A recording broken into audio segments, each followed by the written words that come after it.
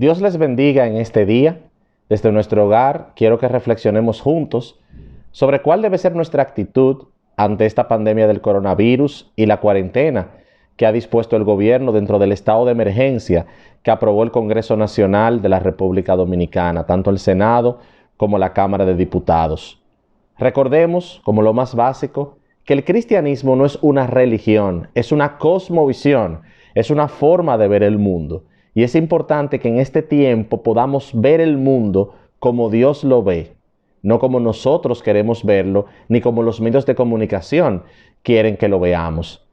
De acuerdo a la Sagrada Escritura, que es el manual donde Dios ha revelado su palabra y la forma en que debemos ver el mundo, Dios demanda de nosotros los creyentes dos acciones primordiales en este tiempo. La primera acción y la más importante sobre todas las cosas es la oración, y la segunda acción que Dios nos demanda es la sumisión. En cuanto a la oración, Dios nos revela a través de la primera carta del apóstol Pablo a Timoteo, capítulo 2, versos del 1 al 4, que oremos por todos los hombres. Pero en ese mandato de orar por todos los hombres, Dios hace distinción especial con los gobernantes. Nos dice que oremos por los reyes y por todos los que están en autoridad, con un propósito, que lo dice el texto bíblico, para que podamos vivir vidas tranquilas y sosegadas con toda dignidad y piedad. ¿Qué significa esto? Que el sosiego, la armonía, la paz y la dignidad de nuestra vida terrenal va a ser el resultado de las decisiones que nuestros gobernantes van a tomar. Y en la medida que nosotros oremos más por nuestros gobernantes, oremos por sabiduría para ellos, para tomar buenas decisiones, y ellos vayan tomando buenas decisiones en medio de esta crisis, podremos volver a vivir con la dignidad, con la paz, con la armonía que nos demanda la palabra, pudiendo vivir vidas productivas y todos retornando a la normalidad.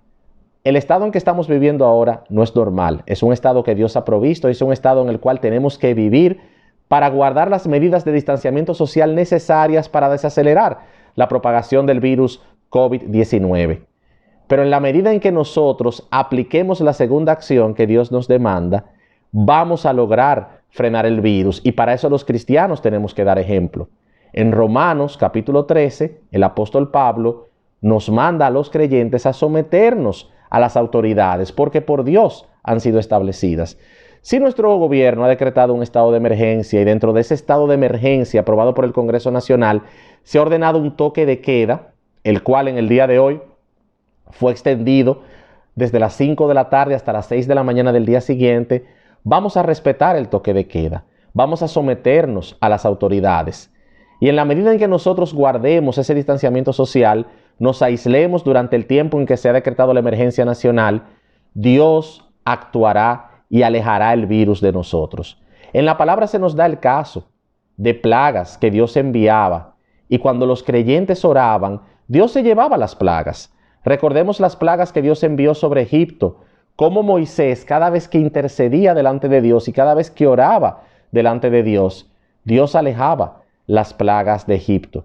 Y hay que recordar que este no es el final de los tiempos. El Apocalipsis describe el final de los tiempos y describe una serie de juicios que vendrán sobre la tierra, y este tipo de virus no encaja sobre ninguno de los juicios.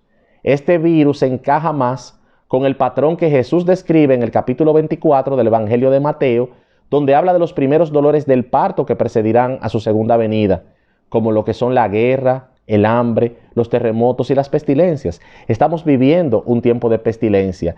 Y si nos vamos a la historia de la humanidad, esta no ha sido la peor pestilencia en la historia de la humanidad.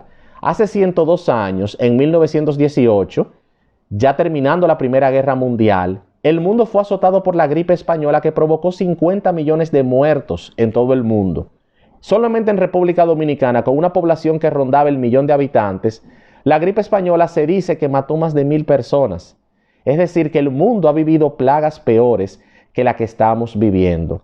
Ahora, nosotros los creyentes debemos asumir una actitud de oración por nuestros gobernantes para que Dios les dé sabiduría en medio de esta crisis, para que puedan tomar decisiones sabias y correctas que guarden la vida y la salud del pueblo, que es lo más importante, que luego tomen medidas adecuadas y saludables para poder recuperar la economía y la productividad en un corto plazo, y nosotros los creyentes vamos a someternos. Entiendo que no es tiempo de hacer campaña política con estos temas, no es tiempo de estar criticando acciones gubernamentales.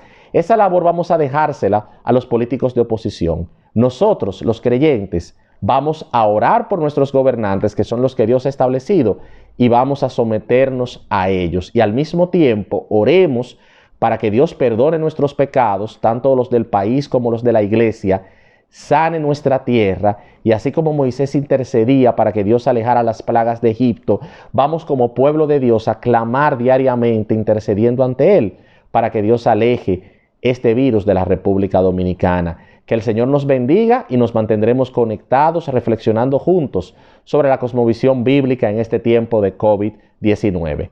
Bendiciones.